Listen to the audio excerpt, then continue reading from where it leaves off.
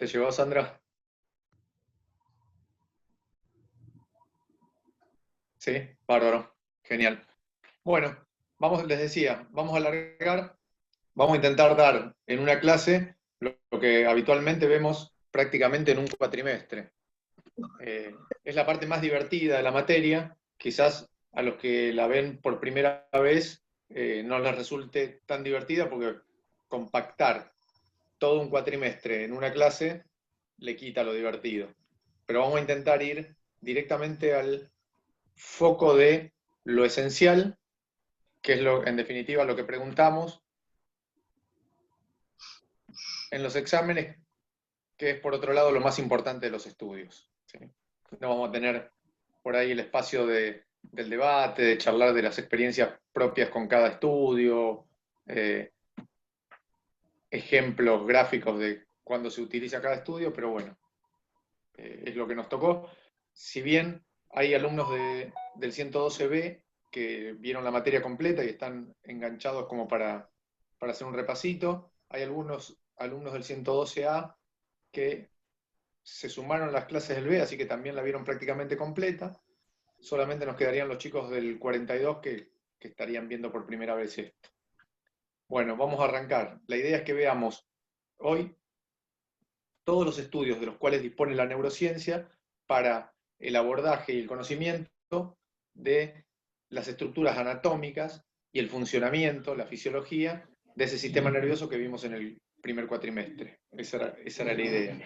Y la idea con la que lo damos durante el año es que tengamos un conocimiento básico de qué es el estudio, cómo se realiza, cuál es el método que utiliza para la obtención de datos, qué tipo de datos da, si da una imagen, si da un gráfico, si da un dibujo, y cuáles son las indicaciones y cuáles son las contraindicaciones. No todos los estudios sirven para todo, ¿sí? Y hay muchos estudios que sirven para todo. Con esta idea damos esta sección que nos llevan 2 meses más o menos durante el año, y hoy la vamos a intentar dar en una sola clase. Bueno, lo primero que vamos a ver, hay alguien con el micrófono abierto, si lo apaga, chicos, hay alguien con el micrófono abierto y con muchísimo ruido, si lo apaga, estaría bueno para todos.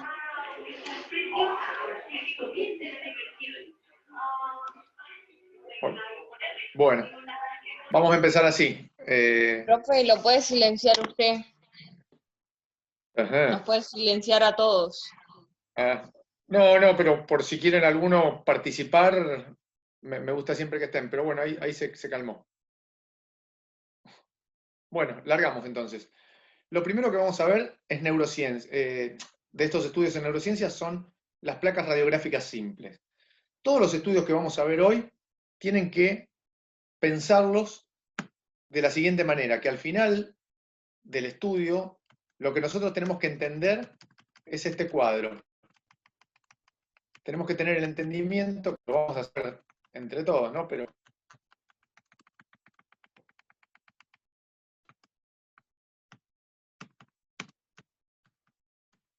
ahí están todos. Esta es medio de repaso.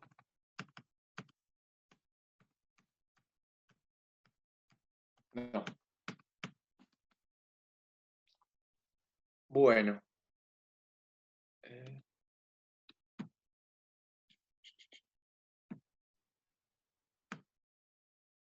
Bueno, decía, no lo tengo acá el cuadro.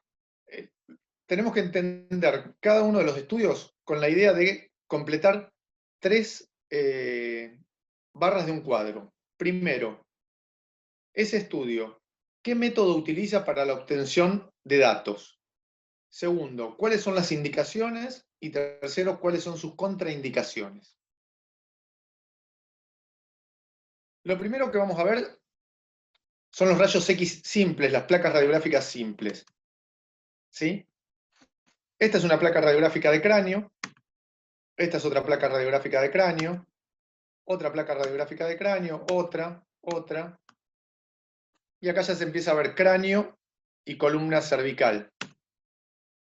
columna sacra. ¿Sí? Todos, alguna vez en nuestra vida, tuvimos contacto con una placa radiográfica, o todos nos sacamos, o tuvimos un hijo, un familiar, o alguien al que le sacamos una placa. Nosotros vamos a enfocar el estudio de la placa radiográfica a lo que nos interesa, al estudio de la neurociencia, por lo tanto al estudio del sistema nervioso. Y si se acuerdan, el sistema nervioso estaba dividido en central y periférico. El central en cerebro, tronco y médula, y el cerebro... Profe, disculpe, sí. hay gente que quiere ser admitida. A ver. Porque no me salía. No, me sale. Ahí está. Ya está. Decía, el sistema nervioso central entonces está protegido por dos estructuras óseas, que las vimos también durante el cuatrimestre, que eran el cráneo y la columna cervical. Pues bien, las placas radiográficas simples nos sirven para el estudio de esas dos estructuras, cráneo y columna vertebral. ¿Y qué nos permite ver del cráneo y de la columna vertebral? Nos permite ver las estructuras óseas, y de esas estructuras óseas, ¿qué nos permite ver? Nos permite ver si hay una fractura, si hay una malformación, si hay un tumor, si hay un cuerpo extraño.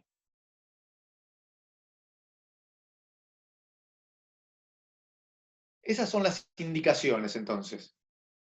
Y las contraindicaciones, o sea, ¿para qué no está indicado? La deficiencia que tiene este estudio, la placa radiográfica simple, es que no permite ver por dentro de una estructura ósea. Por lo tanto, yo no puedo ver ni el cerebro, ni cerebelo, ni tronco, ni la médula espinal. Solamente puedo ver la estructura ósea. Por lo tanto, si yo sospecho alguna lesión, algún tumor, alguna complicación dentro del sistema nervioso, cerebro, cerebelo, tronco y médula, no es este el estudio que tengo que pedir, y ya todos deben saber que el estudio que debo pedir es el siguiente que vamos a ver, que es la tomografía. Entonces, vamos a volver acá. Completamos el cuadrito de la siguiente manera. Placas radiográficas simples. Sería el primer estudio. ¿Qué método utiliza? Rayos X. Esos rayos X tienen una particularidad, son energía ionizante. Entonces, no nos vamos a detener a explicar porque es un poquitito largo, pero sí dentro del método que utiliza es rayos X, energía ionizante.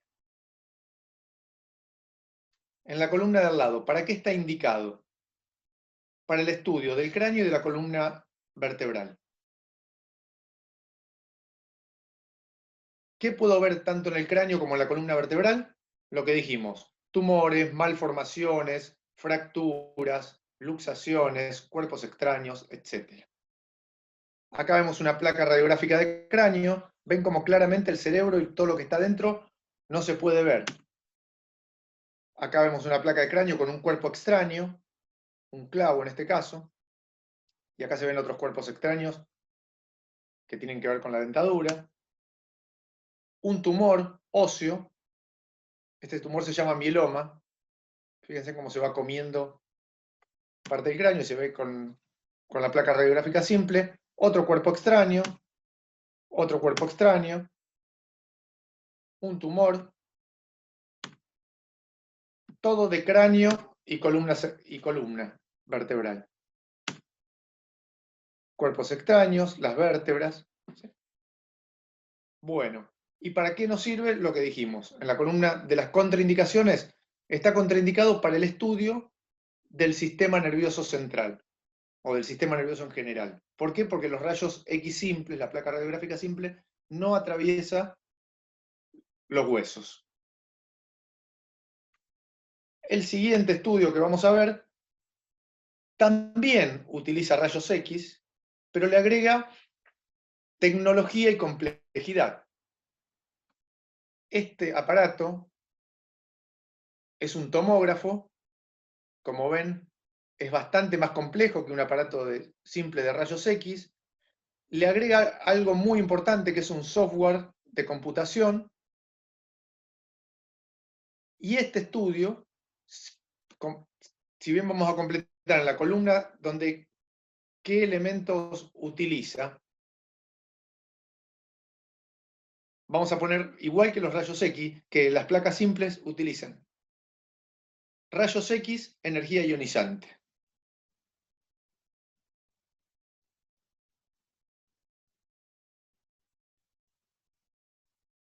En la columna de al lado, donde ponemos para qué está indicado, este estudio, justamente, la tomografía computada, está indicada para el estudio del cerebro, del cerebelo, del tronco y de la médula espinal, ya que puede ver el sistema nervioso central por dentro de los huesos.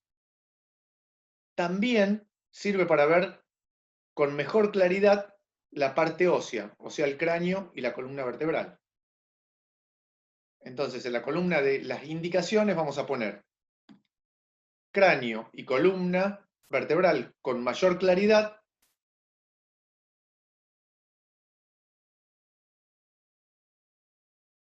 y estructuras del sistema nervioso por dentro: cerebro, cerebelo, tronco, médula.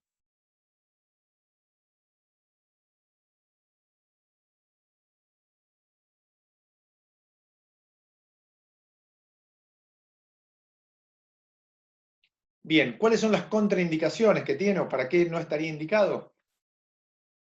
Bueno, no está indicado, tienen una contraindicación relativa en embarazadas, porque son rayos X. Y los rayos X tienen una probabilidad de generar alteraciones en el material genético. Entonces, como tienen esa mínima probabilidad, y quienes tienen mucha tasa de reproducción y manejan mucha reproducción de material genético, justamente las embarazadas, porque están generando en 9 meses todo un organismo entero. Entonces en ellas está relativamente contraindicado. Alguno de los 30 y pico que están conectados me podrá decir, pero yo tengo un familiar que estando embarazada tuvo un traumatismo de cráneo cuando iba viajando en la moto sin casco y le hicieron una tomografía. Sí, es verdad. Por eso digo que es una contraindicación relativa. Se puede hacer siempre y cuando se evalúe el riesgo-beneficio. ¿Sí? Si el beneficio de obtener una imagen en la tomografía es mucho más importante, por ejemplo, porque yo estoy sospechando que la mamá está inconsciente porque tiene una contusión hemorrágica cerebral, que le vamos a salvar la vida si se la detectamos con la tomografía, se la voy a hacer. Y voy a tener algunos cuidados. Esos cuidados básicamente son colocar una protección de plomo, un chaleco, sobre el abdomen para proteger el feto y el embarazo. Otra contraindicación que tiene este método es que es poco accesible. Calculo que a muchos de ustedes les habrá pasado que le pidieron una tomografía y si la placa radiográfica cuesta 200 pesos, una tomografía cuesta 5.000 para arriba. Y si una placa radiográfica se saca en cualquier lado, cualquier salita, cualquier hospital tiene placa radiográfica, y si no le dan un turno en el día, la tomografía no se saca en cualquier lado, tiene mucho más complejidad técnica, es mucho más costosa, por lo tanto es menos accesible que el método anterior.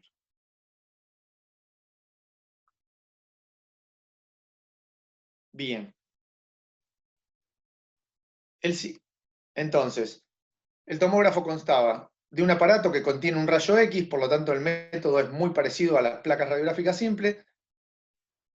La complejidad de un software de computación le agrega el beneficio de que puedo ver el sistema nervioso por dentro, y ahí están sus contraindicaciones e indicaciones.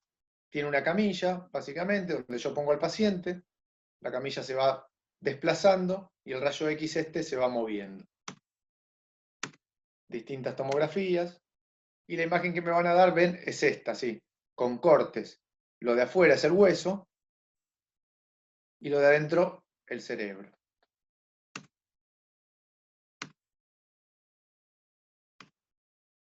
Bueno, esta imagen la puse para que recuerden que este estudio, la tomografía, me permite ver por dentro del cráneo, cosa que la radiografía simple no me permitía. Se ven los huesos con mucha más claridad, lo que les decía antes, que ese es otro beneficio. Fíjense en esta fractura de columna, seguramente en la placa nos cueste mucho más hacerla. Un tumor cerebral.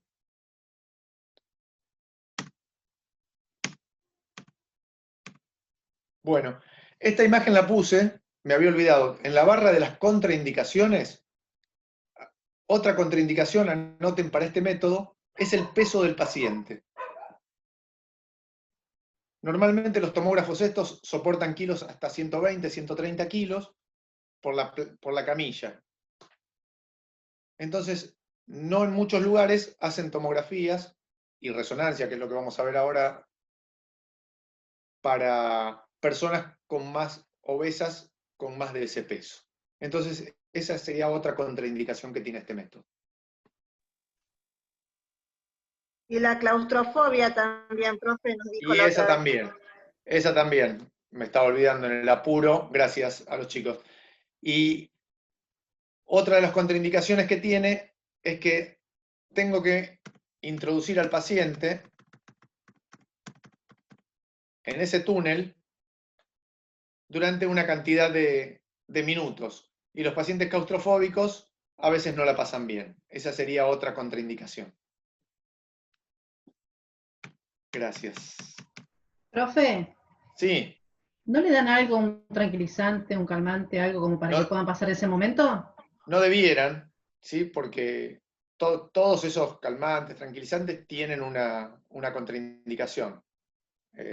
Entonces no debieran, es un tiempo, sí, obviamente, que si se trata de un chico muy chiquito, hay que dormirlo, hay que hacer una sedación, la mamá tiene que quedarse al lado, le ponen a la mamá un chaleco plomado. Si es una Hay persona que abiertas, está... profe. ¿Eh? Hay algunas Sí. que son abiertas. Y hay algunos tomógrafos, no, pero resonadores sí. Resonadores hay muchos que son abiertos, tomógrafos menos. Ah, es verdad, la resonancia. Me confundí con la resonancia. Bueno, seguimos entonces, porque nos queda un montón, los que ya lo vieron. Yo ahora, cuando termine, les voy a mandar todas estas diapos y los archivos para que los ojeen un poquito mejor. Este es uno que contiene todos.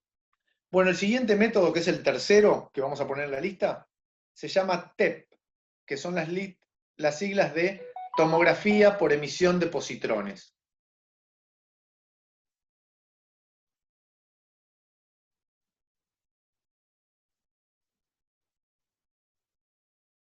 El método que utiliza es un método combinado, tiene 3 patas. Las 2 primeras ya las vimos.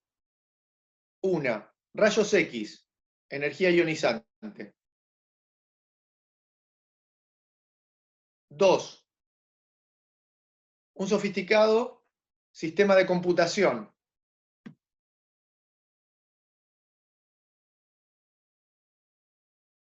Y 3, que es la novedad que aporta este método con respecto a los 2 que vimos anteriormente, es la inyección de una solución marcada radioactivamente. Yo esa solución, esas son las 3 cosas que tenemos que poner dentro del método que utiliza. Rayos X, energía ionizante, el sistema de computación y la inyección de una solución marcada radioactivamente.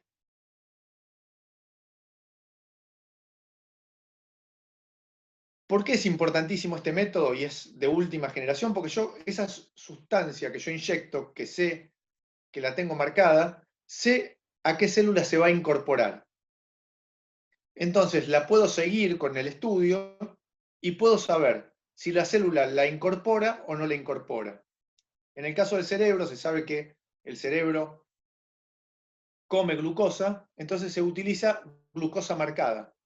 Entonces, si yo inyecto una sustancia que sé a dónde va y sé qué células la pueden incorporar, puedo saber si la célula está viva o no.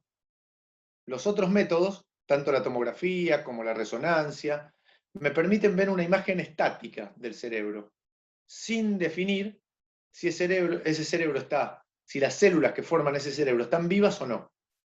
En cambio, este estudio, la tomografía por emisión de positrones, es el único que me permite ver anatomía, ¿sí?, la estructura del cerebro, y además fisiología, funcionamiento de ese cerebro.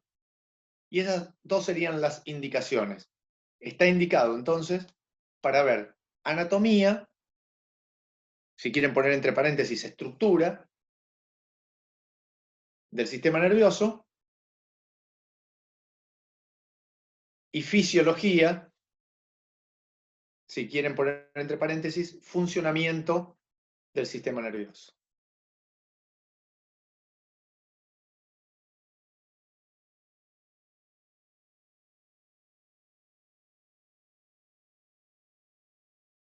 ¿Y cuáles son las contraindicaciones que tiene este método? Las contraindicaciones son las mismas que tenían todos los anteriores. No se puede hacer a embarazadas. Los pacientes con claustrofobia tienen un problema. Los pacientes pesados tienen un problema. El acceso es de muy, muy baja accesibilidad. Es muy caro y hay en muy pocos lugares. Por eso es costoso el acceso.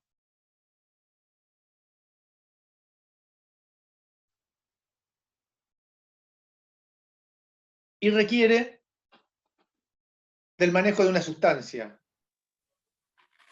radioactiva que es cara, es difícil de manejar, no hay en muchos lugares.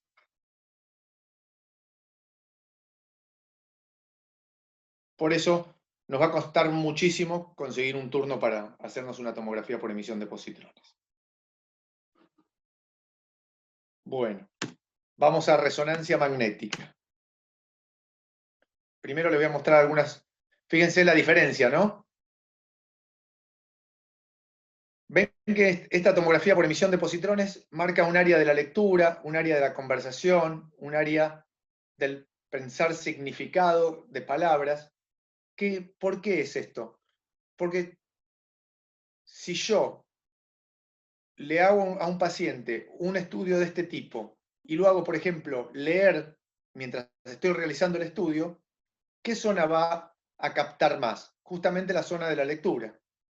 ¿Por qué? Porque las neuronas de esas están trabajando más, necesitan más glucosa para alimentarse, por lo tanto van a captar más. Lo mismo si lo hago hablar. Por eso es un estudio muy utilizado en investigación, por ahora. Más adelante, cuando se desarrolle más y sea más accesible, seguramente se le encuentren múltiples indicaciones. Bueno, da imágenes de este tipo, muy coloridas, fíjense, una tomografía común acá, y una tomografía por emisión de positrones. Una tomografía por emisión de positrones, las zonas rojas son las que más captan. Fíjense, una tomografía por emisión de positrones con reconstrucción tridimensional. Es un estudio de ciencia ficción para nuestro medio. Pero hay, en el Hospital Italiano hay, en el Austral hay en varios lados. Bueno, más tomografías, etc. Bueno, resonancia magnética nuclear. Siguiente método, el cuarto.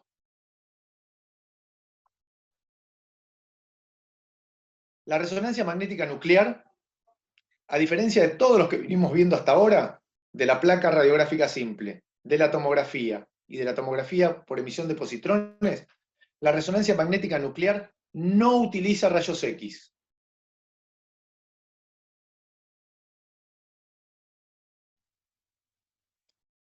El método que utiliza es la generación de un campo electromagnético.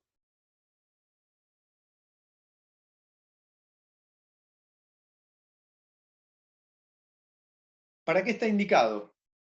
Sirve para ver estructuras óseas, o sea, hueso, y el sistema nervioso central por dentro.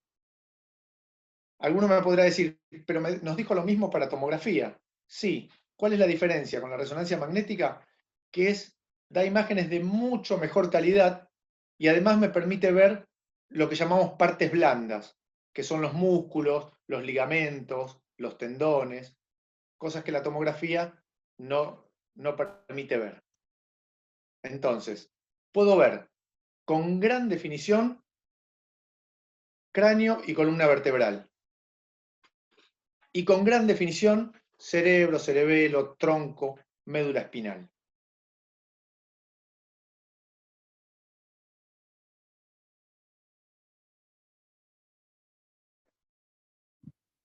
Y está indicado, sí, el método que dijo era una generación de un campo. la generación de un campo electromagnético. Es un gran imán que se activa, por eso es que cuando vayan a hacerse les van a decir que se saquen los aritos, las cadenas, cualquier cosa, anillos, cualquier cosa metálica, porque ese imán puede atraer con mayor o menor presión esos objetos, además de distorsionar las imágenes, ¿no?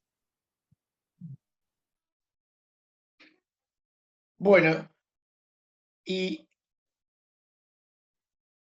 otra indicación que tiene es que al no utilizar rayos X, se lo puedo hacer sin ningún tipo de problema a mujeres embarazadas.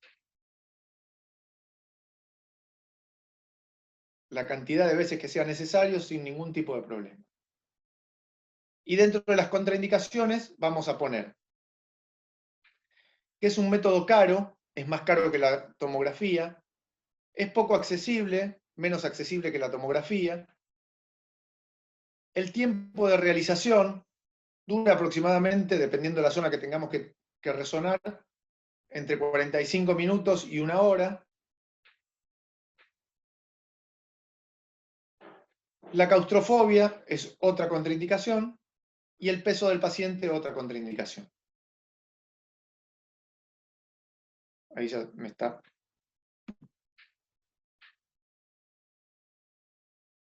Bueno, vamos a ir rápido a ver si lo podemos terminar antes que se nos corte. Bueno, un imán gigante que se activa, genera un campo electromagnético, le manda las imágenes a un sistema de computación y eso arma la resonancia. Un resonador semiabierto, un resonador abierto para los que tienen claustrofobia, con el problema es que sirve solamente para miembros, ¿sí? Superior o inferior. Otro, una resonancia, donde podemos ver las partes internas del sistema nervioso. Fíjense cómo el cerebro y el tronco e incluso la médula se ven con mucho mayor claridad que una tomografía. También todas las partes blandas, ¿sí? Músculos, tendones, ligamentos. De hecho, para el estudio de la hernia de disco, que son los discos, son los que están entre vértebra y vértebra, el estudio que se solicita es la resonancia magnética. Fíjense cómo tiene mucha mejor claridad, se pueden ver incluso las meninges que habíamos estudiado, dura madre, aracnoides, pía madre.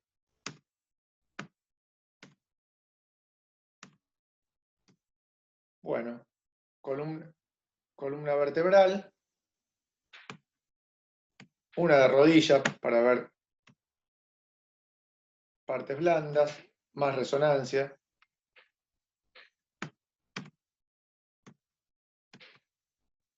Está lentísima la computadora. ¿Ustedes me escuchan bien? Sí, a veces les escucho cortado. Se escucha cortado, pero ¿Se no escucha? sé si es También. Sí, yo me di cuenta que está lenta la computadora. Bueno, espero que la grabación salga mejor de lo que estamos escuchando. Es cuando se suma mucha gente.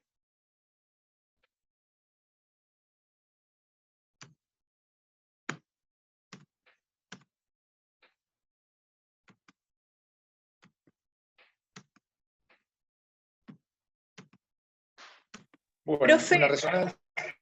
el cuadrito que Sí. dijo que hay que completar está subido ya. No, cuadrito tiene que tener estas 3. Yo ahora, antes de desconectarnos, les voy a mostrar uno. Y se los voy a mandar Bueno. en los archivos estos. Sí está subido para los chicos del 112. Sí, los chicos está del bien. 112B lo tienen y en el Facebook está. ¿Sí? Están Bueno, pero al final, cada una de estas clases que estoy dando a tiempo veloz tiene un power especial. Hay un power para rayos X, para placa radiográfica simple, un power para tomografía, un power para resonancia. Al final de cada uno de esos power, por lo menos los primeros, está el cuadro. está bien. Igual el cuadro es lo que les digo. Estudio, método que utiliza, indicación y contraindicación. Listo. Bueno, el siguiente método que vamos a ver es el electroencefalograma. Repito, electroencefalograma.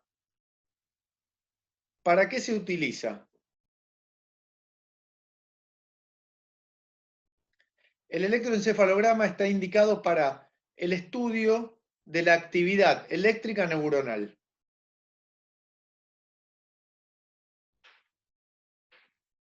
Repito, está indicado para el estudio de la actividad eléctrica neuronal. Y justamente el método que utiliza es ese, la detección de la actividad eléctrica neuronal. ¿Y cómo la detecta? Se colocan unos electrodos en áreas conocidas del cráneo, esos electrodos están conectados a un cable, y ese cable a un aparato que nos va a dar un gráfico. Ese gráfico nos va a decir si esas neuronas que están por debajo de este electrodo están funcionando correctamente o funcionan con algún grado de anormalidad. Así es el estudio, una foto real, se conectan un montón de electrodos que están conectados a un cable y ese cable a un aparato. Ese es el aparato y el aparato nos va a dar un gráfico. El gráfico va a hablar de la actividad eléctrica de las neuronas que están por debajo de ese electrodo y nos va a decir si esas neuronas están funcionando correctamente o no. El gráfico que nos va a dar es de este tipo. Este es un electrocardiograma, no es electroencefalograma, pero lo puse porque se ve mucho más claro el dibujito. Este es un electroencefalograma. Nos va a dar distintos tipos de ritmos según la actividad de la neurona que esté debajo del electrodo que corresponda. Entonces, ¿para qué está? Ya sabemos el método. Detección y análisis de la actividad eléctrica neuronal. ¿Para qué está indicado? Está indicado para el estudio de las convulsiones,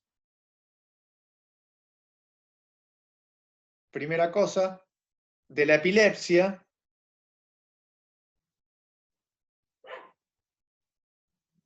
y para diagnosticar muerte cerebral. Esas son las tres indicaciones que tiene.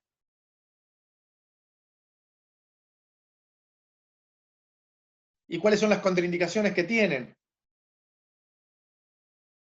Las contraindicaciones que tienen es que es un método que no me hace diagnóstico, salvo en los dos casos que les dije, de muerte cerebral y de epilepsia, pero no me dice cuál es la causa de la epilepsia.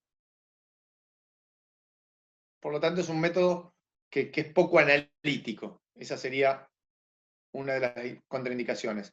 Y la segunda contraindicación es que este estudio lo tengo que hacer en dos fases. Lo tengo que hacer en sueño y en vigilia. O sea, lo tengo que hacer con el paciente dormido y el paciente despierto.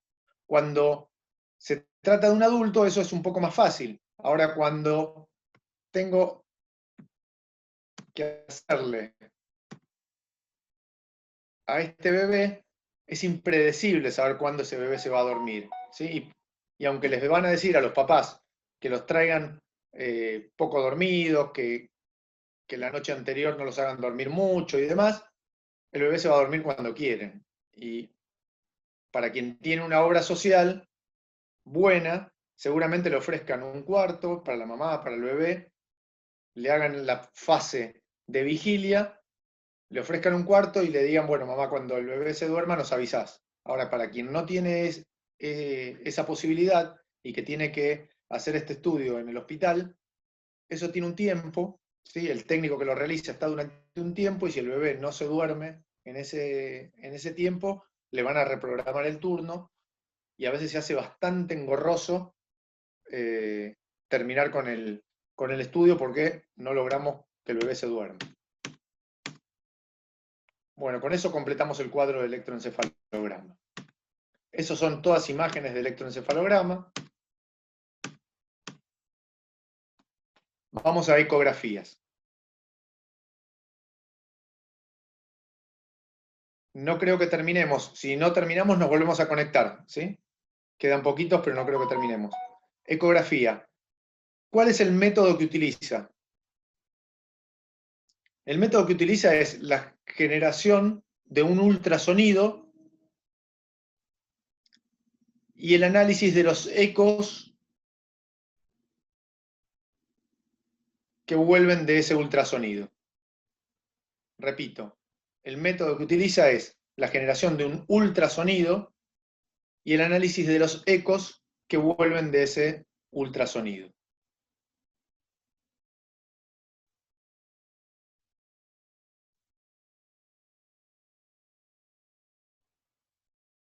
Tiene como indicaciones bastante poquitas. ¿Por qué? Porque una vez se utiliza en bebés antes que se cierre la glabela, que es la mollerita.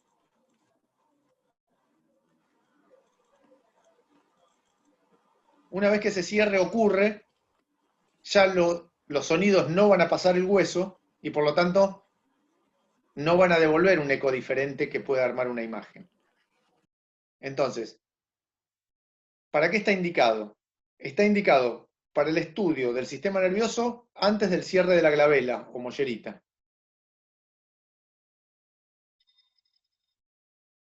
Para el estudio de la columna vertebral si hay sospecha de espina bífida.